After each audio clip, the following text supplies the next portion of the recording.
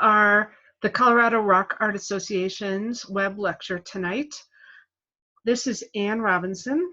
I am now former president of the Colorado Rock Art Association, and we are really pleased to present the Alexandria Project, a baseline approach to recording 350 plus rock art sites.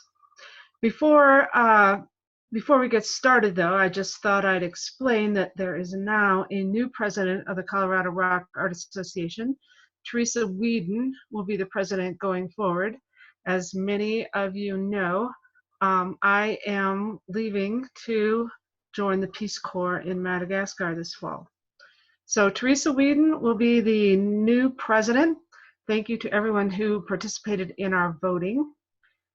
For vice president, Joel Hermans remains the vice president, and Betsy Whitecamp, the secretary, and Randy Tatro remains our treasurer. So this evening, as I mentioned, we're going to have our web lecture. It is presented by Amanda Castañeda and Charles Koenig.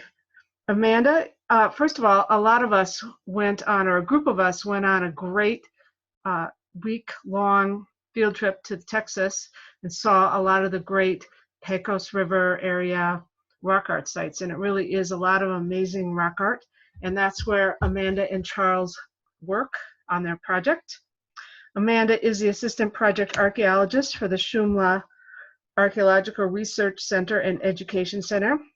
She is from Texas and got her MA from Texas State University with a thesis project examining ground stone bedrock features across the Lower Pecos Canyonlands.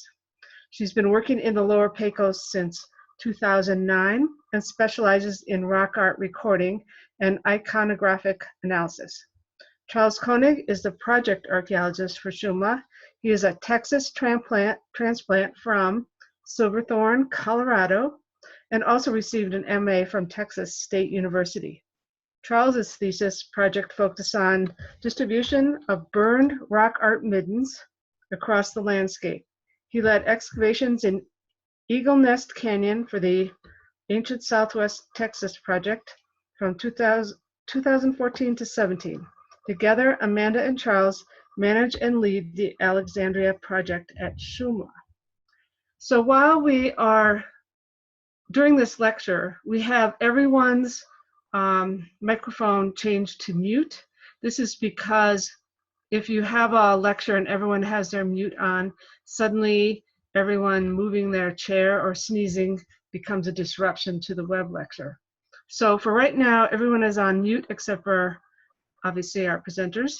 And at the end of the lecture, we will unmute people, or you can unmute yourself, and we can take questions, or you can ask them questions. So without further ado, we have Amanda and Charles. Thank you. Hi, good evening, everyone. Hopefully you guys can hear me. I guess, Anne, if you could give me a signal that you read us loud and clear, that'd be great. Yes, you sound great. Perfect. Okay, cool. Well, thank you so much, everyone, for joining us tonight, and thank you for the great introduction. So yeah, tonight we're going to be talking to you guys about our ongoing project at Shumla, which we've dubbed the Alexandria Project. And so you guys will get to hear a little bit more about why we've named it that in just a little bit. Let me see if I can go forward. Well, so we were going to introduce ourselves, but Anne gave a great introduction. So just in case you wanted to put a face to a name, there's myself and Charles. And as she mentioned, I'm from Texas, and Charles is a native Coloradian, so around you guys' neck of the woods. And we've been working in the Lower Pecos for about 10 years now. In fact, this is Charles's 10th year. And so in case you're not familiar with Shumla, Shumla is a nonprofit that was founded in 1998, so this year is our 20th birthday, and our mission is to preserve the oldest known books in North America. And we do that through various approaches, but the four main ones are documentation of the rock art, research, stewardship, so working with our landowners and our partners, and then of course education and outreach, such as an example like this lecture tonight. So you'll hear a little bit more about especially our documentation and our research in this presentation. So the Lower Pecos Canyonlands is located in southwest Texas and northeast Coahuila, Mexico, and it straddles both sides of the Rio Grande River. And it's an archaeological region. So the Lower Pecos is an archaeological region that is defined by the distribution of the most famous pictographic rock art style from down here called the Pecos River style. And if those of you who came down in March and visited the Pecos River style sites were the large polychromatic figures in red, black, yellow, and white that could be anywhere from a foot tall to 15 or 20 feet tall.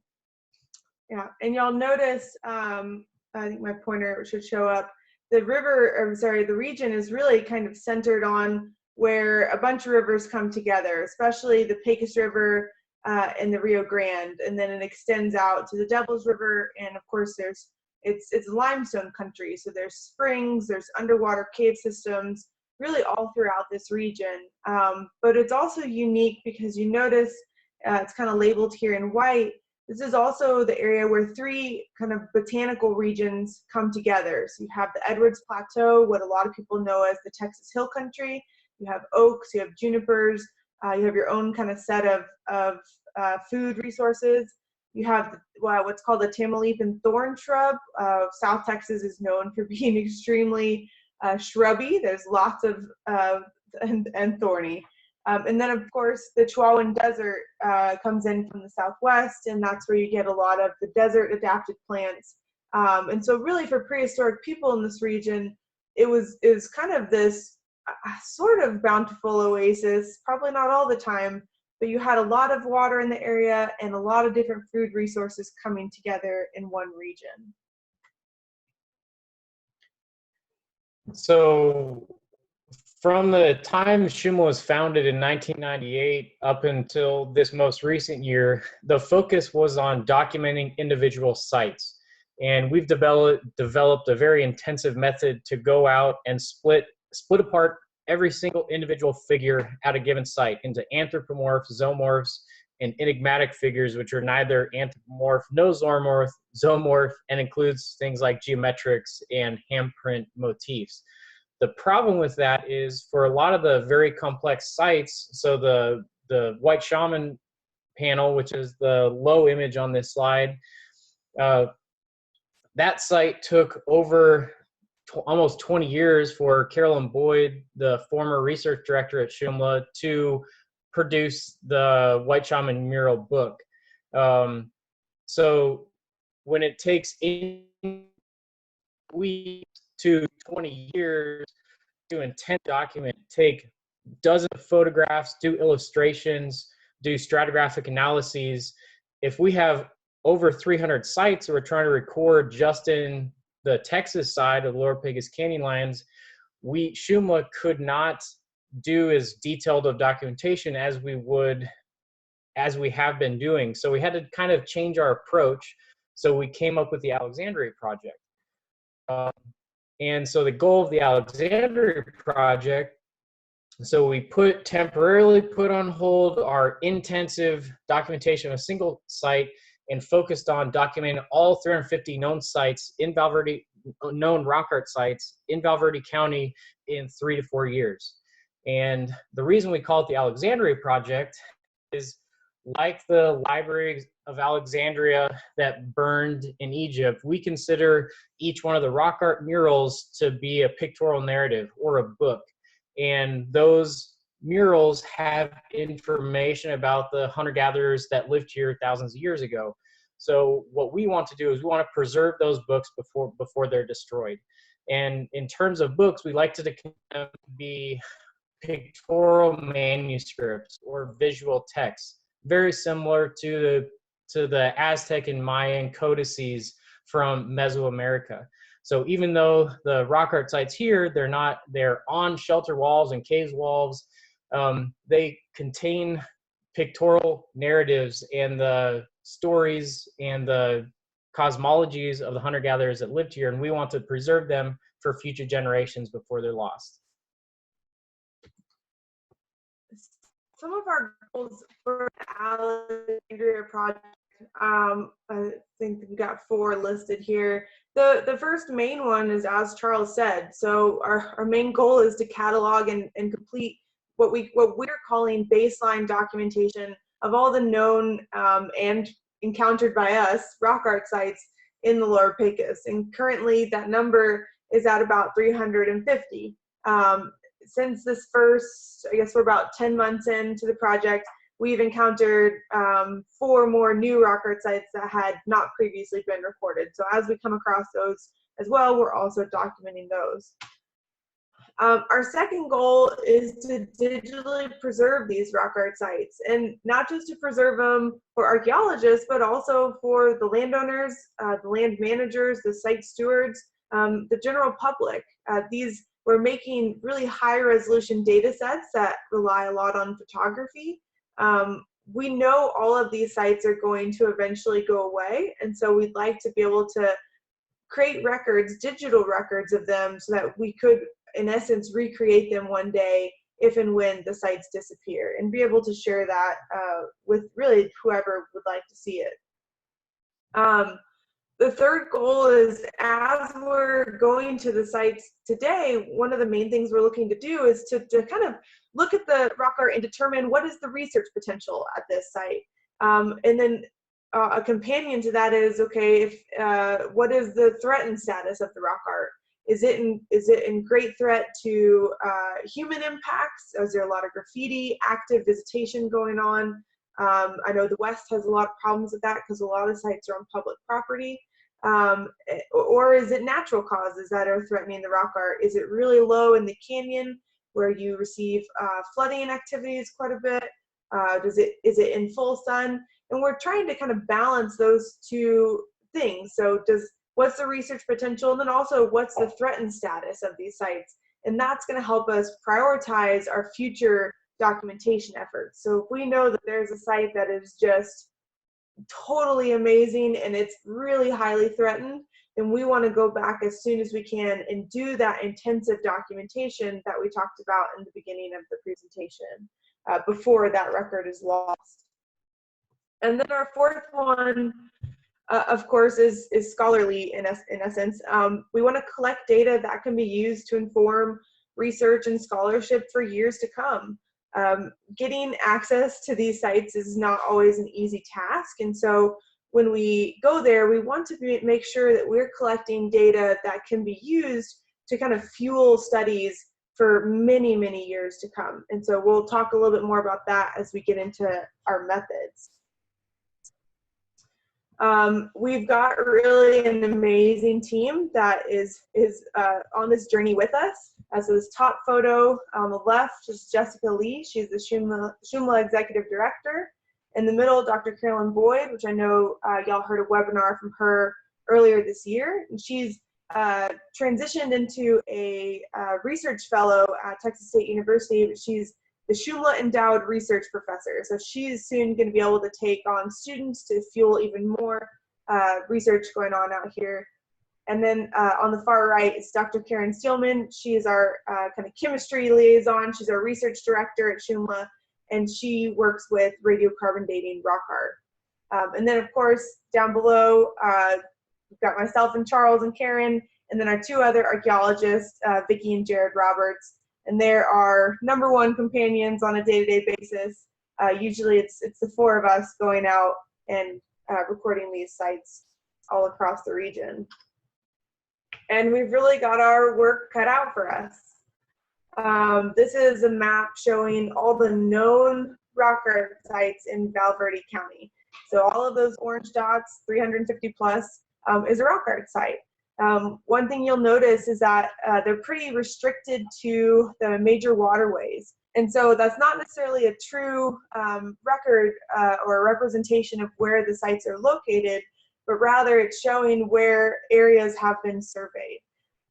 And so really, we think that there's probably a lot more rock art sites in these areas in between the big rivers.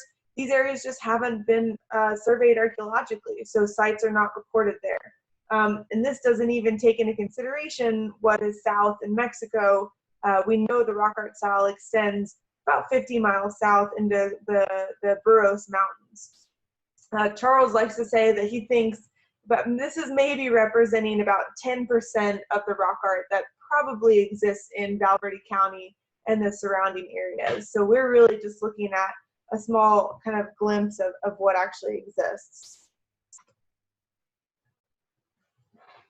So last spring, we did a by National Geographic to test if we could successfully transition from intensive documentation of a single site to more survey level documentation of multiple sites over a span of just a few days. So that was our test last spring, and since August 1st, we've documented 72 sites, and the goal is to document between 80 and 100 sites every year of the project. So from the get-go, this project was going to take at least 3 years. Fortunately, we're still on pace for maybe a little bit over 3 years, pushing into 3.5. But we've set a good pace. We're able to keep up with our fieldwork schedule. So at this point, I'm sure you're wanting to know, what exactly do we do on a daily basis as part of the Alexandria Project? So leaving aside the difficulties of getting access to some of these sites, the first thing is we rely heavily on D-Stretch. I'm sure many of you have used this. You can get the app for your cell phones now.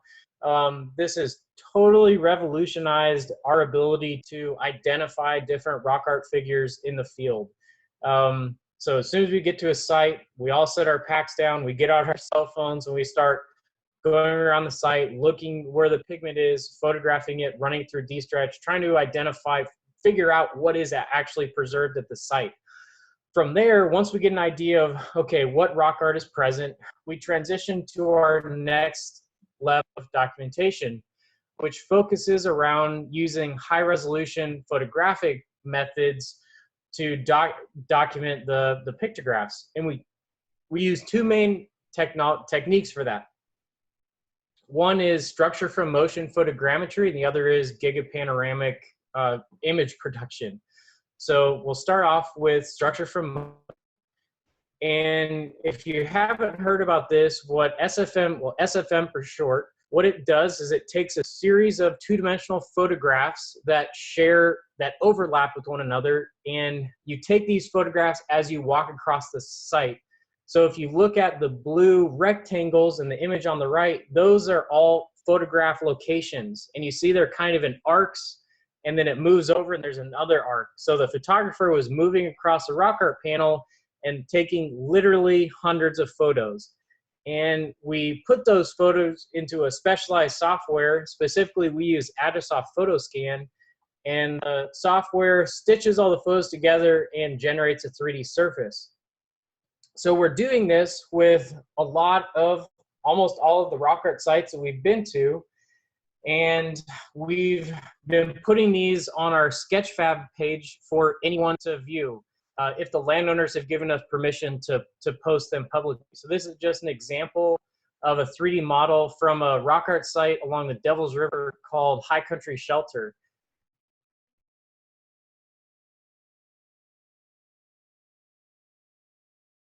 And Sorry. be able to look at the rock art. If you just Google SketchFab and Shumla, uploaded to the internet so far. So back to the talk. So one of the big advantages of the 3D modeling software is we're able to apply scale to our 3D models. In other words, we're able to be sure that when you measure in the software on the 3D image, you're measuring in inches, feet, meters, centimeters, and the site is actually oriented where up is up and down is down and north is north and south is south. So you can then measure how large the figures are and measure the overall size of the site. The thing we're able to do is then export orthographic photos. So think about Google Earth or a topo map, kind of some of the underlying data for a topo map. It's a 2D flattened image that's generated from the 3D models. And we're able to export that, and it has very high resolution. We're talking, in some instances, the pixel size is sub-millimeter. And again, we're able to use this to do more detailed documentation later on down the road. And I kind of mentioned earlier, you know, all these sites will eventually go away, whether it's 10 years, 100 years, 500 years, 2,000 years, right? They'll eventually fade. But with the 3D modeling that we're doing, we could, with enough money and 3D printers, we could actually do a 2-scale replica size of these shelters at the rock art, and so people will still be able to experience them years and years on down the road. The second kind of high resolution photographic documentation that we're doing is what's called Gigapanorama, or sometimes just called GigaPan. You can see, so this is Jared, he's setting it up. Essentially, you attach your camera to a motorized gimbal head system. So this is totally computerized or digitized. It'll basically, you set up your parameters and it'll do overlapping photos across the site from one location. So here's an example again, Jared's setting up the GigaPan. This site is called Sunburst Shelter. If some of you were down here, well, actually, I don't think y'all went this time around, but this is in one of the state park units.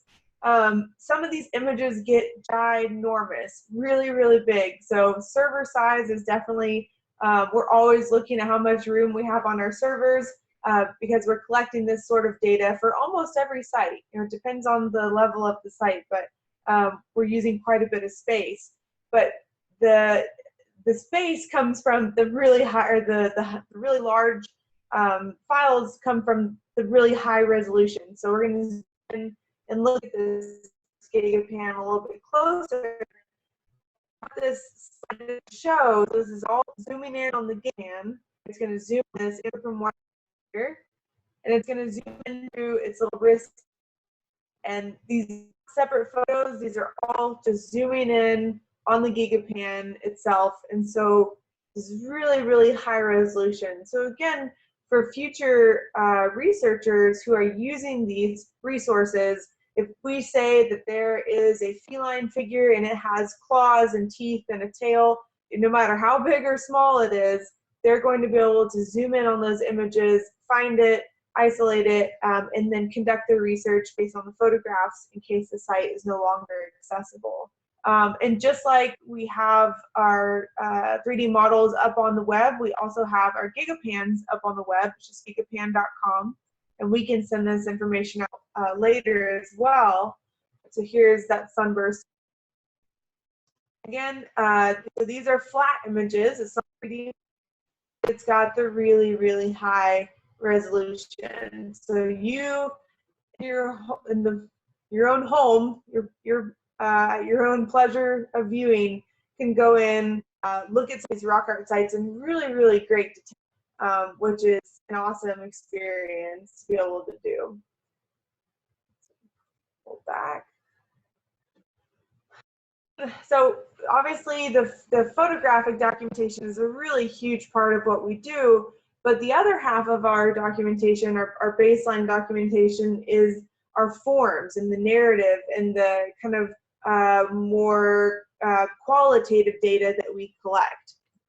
So we fill out a state of Texas archaeological site form, but Shumla has also developed our own rock art site form that has a lot more specific information to rock art itself, especially pictographs. Petroglyphs are really not common in the Lower Pecos, so most of our data collection is kind of geared towards pictographs, and it's all kinds of information. So it goes right. So it's just general assemblage of the rock art. Is it wet applied? Is it dry applied? Is there splatter paint? Is there superpositioning? So kind of general stuff like that. But we also do panel counts, panel measurements, right? We also might do an initial count of figures. All of this is kind of to give future researchers or remind us later that, hey, this site really had a lot of potential for this sort of research question. Here's some information on the condition of the rock art. What are the agents of deterioration, right? So on and so forth. I'm going to skip the iconographic inventory. I'll get back to that in a second, but this is a major part of our rock art site form, basically looking at what are the motifs and symbols at this site. And then, of course, copious notes. Our site narratives usually take the longest amount of time because we're really just trying to give a good general sense of the site, talk about the high points in terms of the iconography and the rock art, talk about any threats that could be facing it, so that 5 years down the road, when we're looking for our next site to document, we can go back and refresh our memories and say, hey, yeah, that sounds like a place we need to go back to. So the iconographic inventory is our compromise from the data collection we would do when we were spending weeks to months documenting a single site to only spending a few hours to maybe a couple days during the Alexandria Project. So what you're looking at is, this is an example of the attributes that we would normally collect when we would record an anthropomorphic figure during full documentation. So there'd be dozens of individual attributes, there'd be individual photographs for that figure, individual notes. But unfortunately for the Alexandria Project, we could not get to this level of detail for every figure at every site. It's just, we know it takes a long time to do as it is, and we didn't want to have to try to rush through and collect poor quality data because we were rushing. And what we did instead is, well, we forgot about this little part. I'll go back for a second. One reason why we collect this much detailed data, and we've been doing this since 2008, really, when we ramped up really hard in terms of documentation of the rock art, is because the Pecos River style pictographs especially are extremely rule governed, right? There's patterns just out the wazoo, constantly kind of in your face. And you're looking at this rock art saying, well, why did they do that? Why did they do that? And everything that they painted really seemed to be very purposeful and have a reason. And so you'll see things on here like, does it have a distended belly? What is the patterning? Is there speech or breath coming out of its mouth? What's the head shape? Right? All these different attributes. And the reason why we kind of went into this great detail is the idea that again, all of this is very purposeful. And there's a great quote that really sums it up nicely from a book that's talking about visual culture. And it says, by recognizing the attributes, we recognize the characters and the stories, and so help to crack the codes of much mythological and religious painting, which is what this is. The attribute isn't there because it's a casual part of the scene, but because it's deliberately included to indicate significance beyond its physical existence. And so really we think what we're seeing is that these attributes are kind of cluing the people in, the people of the culture who produced it, cluing the people in, this is this character, this is this deity, this is this ancestor. And so they'd be able to see those attributes and recognize that character immediately. So we're trying to get to that point where we can recognize these kind of patterned attributes. But like Charles said, for the Alexandria Project, we're not able to collect data on every single individual figure at a site, right? We're realistically, we might spend 2 days at a site if it's a really big site and has quite a bit of rock art. And so we developed what we call our iconographic inventory. So this is kind of a, I think it's like 30, maybe 28 or 30 or so things that we look for. And these are really common that we've seen in the past 20 years. So there's anthropomorphic kind of associated elements. You know, is there an antlered anthropomorph at the site? Is there a rabbit-eared anthropomorph at the site? Different types of paraphernalia, different enigmatic motifs that are really common, such as arches with portals or handprints, grids. We look for deer, or rather we look for zoomorphs or animals. And then of course some other things. And the idea behind this, again, that fourth goal that we had was we want the Alexandria Project to be able to fuel research for many, many years to come. And so let's say on down the line, you have a project that you want to look at all of the depictions of deer across the Lower Pecos landscape, whether they're impaled or not impaled. And so you'll be able to go through our forms and do a search and search for all known sites that have deer or impaled deer located at the site. And then you can pull up the GigaPan and you can zoom in and see those images.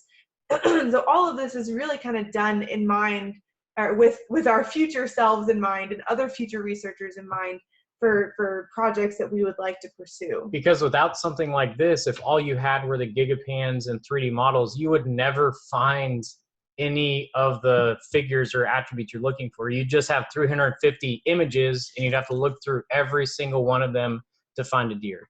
So this is hopefully giving future researchers a leg up down the road. So what are some of the things that we hope to learn from this data? These are all pictures from the pilot project. Here, Carolyn got really excited about finding some dots on the end of antler tines. If you heard her lecture, you probably heard about that. And so she just had to get up closer to see it. So Jared put her up on his shoulders, and that's the way the Shumla team works right there.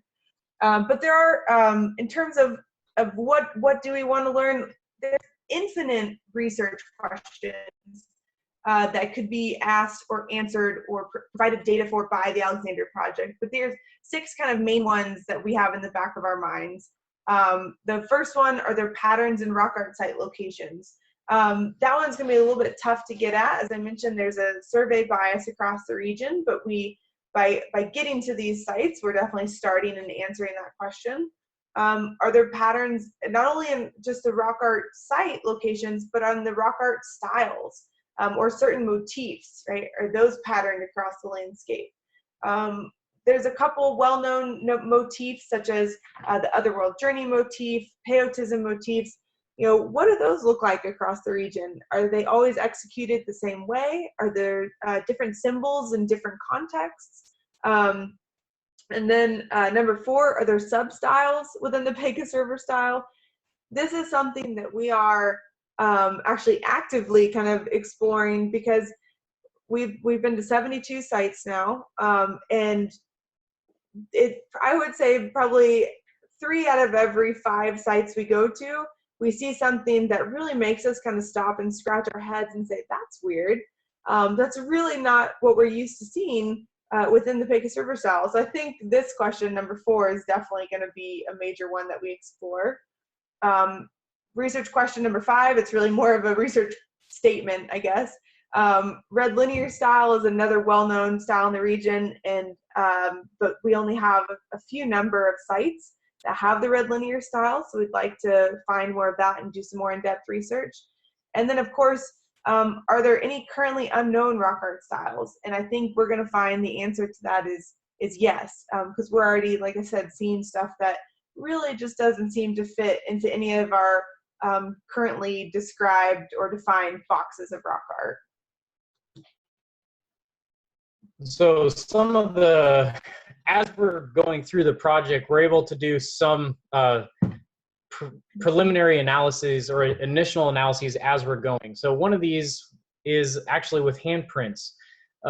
So in general, handprints are a very under-researched and underappreciated rock art image that's present in Lower Pecos. There's a few sites that have always known to have handprints, but we're finding more sites that have handprints that previously people did not know that they did have handprints. And even at some sites that did have handprints, being able to use D-Stretch and other technologies, we're able to find new handprints that didn't know were there before. And so that's all great, and we're documenting these handprints, but because we're doing the 3D modeling, we're then able to go in the 3D models and begin to do measurements, morphometric measurements on the handprints, to look if we can actually determine what are the sexes,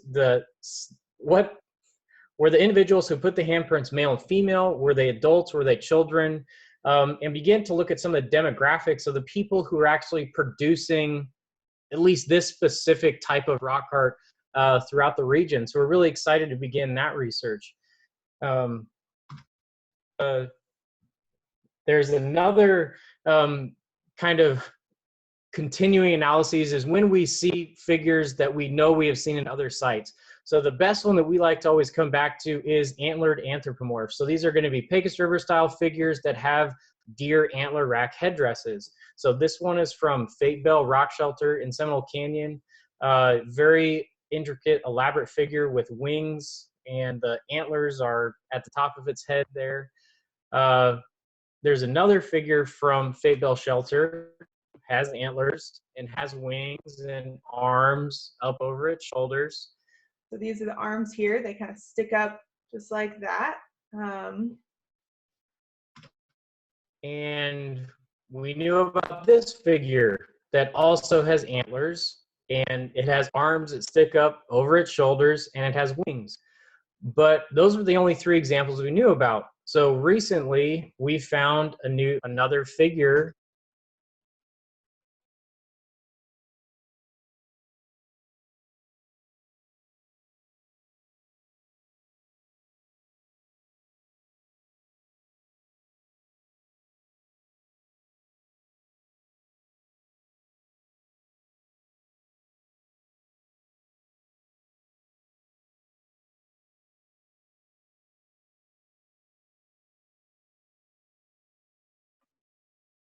So we're always very excited to see examples like this because it lets us get different contexts for the same anthropomorphic figure to be able to potentially interpret what that figure, who that figure represents within the hunter-gatherer culture. Right. So I mentioned all those different attributes, even though we're not necessarily recording all those attributes for individual figures, we're still able to capture that sort of information. I'll also point out each of these figures has had a mask or kind of an empty space center of their heads. This one right here. This one, it's in black, right? Each all have also those little bear ears. And then going back to this one. So even though this particular figure is quite possibly almost destroyed, just through fading and accretions, you can see there's kind of dust and such on the wall, we can still identify it as that same character that's represented at least 2 other sites in the region. And that really is what the main, well, I should say, one of the main goals of this Alexandria project. Have various ways that you guys can kind of keep up with our progress. If any of you do Facebook, we try to keep our Facebook updated pretty frequently, at least a couple posts a week. In particular, we have what we call our Motif Monday posts. So we just posted one tonight. And so every Monday we talk about a particular motif or symbol or kind of something special that the Pecos River, that the hunter-gatherer artists did out here, and just kind of talk about it. It's a fun, educational way to learn a little bit about rock art that's not in your area. And we've also started a blog. To talk about the Alexandria Project, but also other stuff that we've done in the past that we've just never really had time to share about. And so those are 2 really, really good ways to kind of keep up with what we're doing. And so with that, I'd like to say thank you guys. We're definitely open to any questions you guys have. We know we kind of skimmed over the basics of our project. Thank you, everyone. I think Joel is going to unmute everyone. Joel, I don't know. He's going to unmute folks so you can ask questions. So you can just blurt out the question once you're unmuted and they will hear you. And or another option is if you scroll with your pointer down to the bottom of your screen, you should see a little icon for chat. Type in a chat question and we can monitor that also. So anyone, do you have any questions for Amanda and Charles?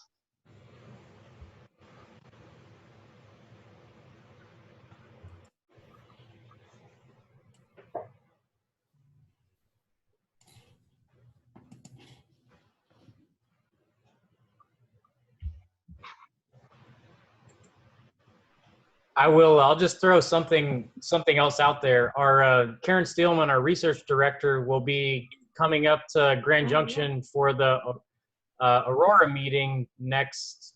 I guess just a couple weeks. Yeah.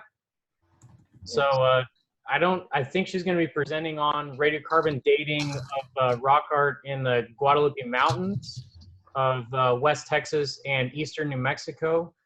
But definitely swing by and talk to Karen. She'd love to talk with anyone about rock art radiocarbon dating or Shumla or the Alexandria Project or any questions that you have.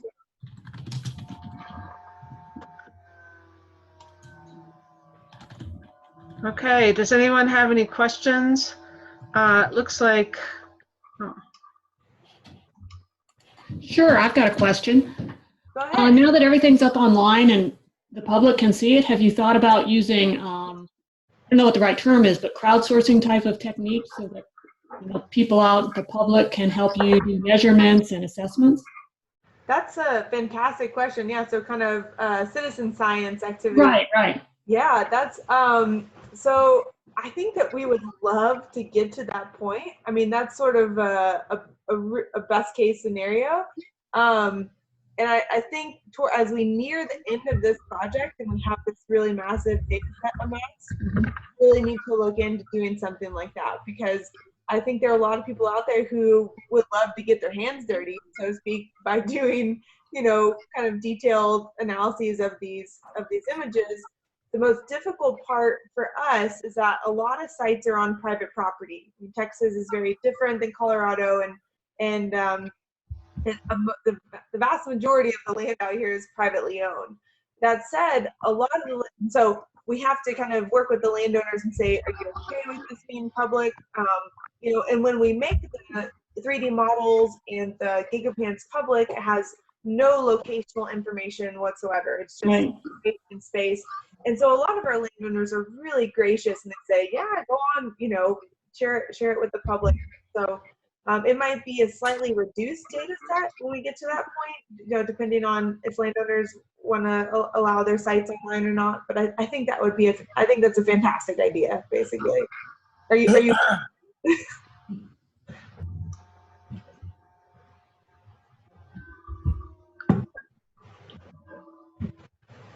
Are there any more questions, anyone? I noticed some people, it looks like they put themselves back on mute, which is fine.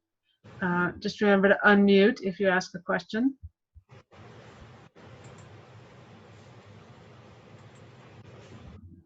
Okay. Cool. Well, thank you guys so much for having us on tonight.